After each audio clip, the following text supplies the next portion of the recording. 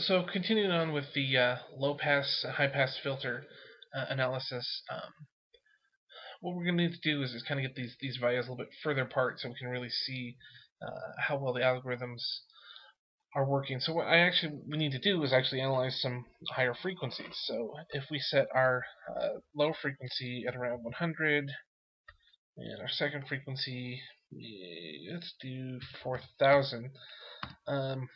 Right away you're going to notice we can't see anything in our graph. Everything's pretty much lost there.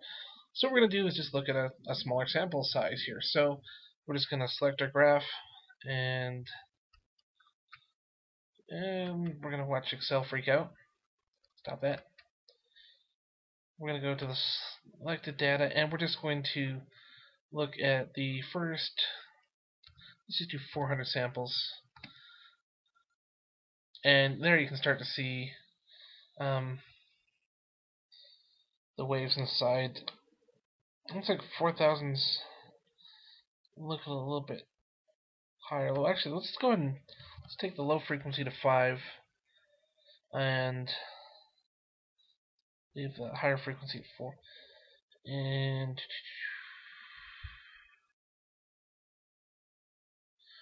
so let's move in a little bit tighter here. Let's look at. I hit it when I do that.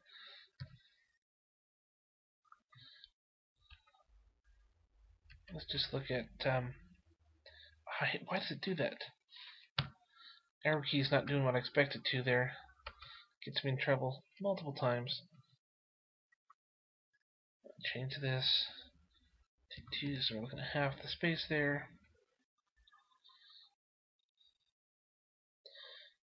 Alright, so now we have about, let's see, we got 1.5 cycles of our 500 frequency wave and multiple of our 4,000 frequency wave. So now that we can look at this a little bit closer here, since there's more distance between a low pass and a high pass, our low pass, of course, is the red line, which doesn't show much signal at all because we're a little bit lower there. We can now bring this up to actually a level where we can actually start to see how this is working in higher frequencies. I'm able to now meet the level here of at 500 in our cutoff frequency. We can see that low pass has very little of the high signal in it, and the fundamental wave, the high frequency wave is there. The low frequency wave is very well intact. I'm seeing a little bit more. Oh, yep, high pass still shows, of course, the low frequency wave, and that's what we'd expect because the cutoff frequency is right at the frequency of the low frequency wave.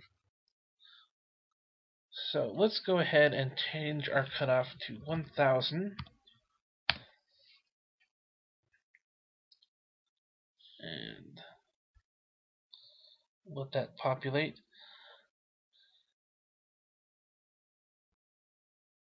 So things don't look too dissimilar there. Let's get a little bit further up the range. Let's go to 2,000.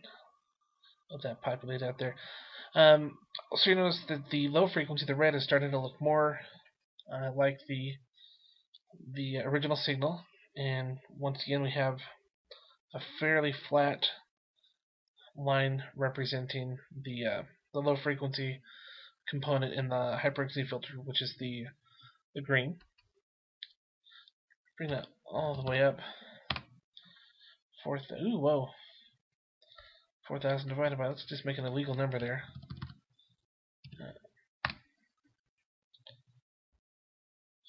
And at 4,000, almost completely flat for the low frequency, and just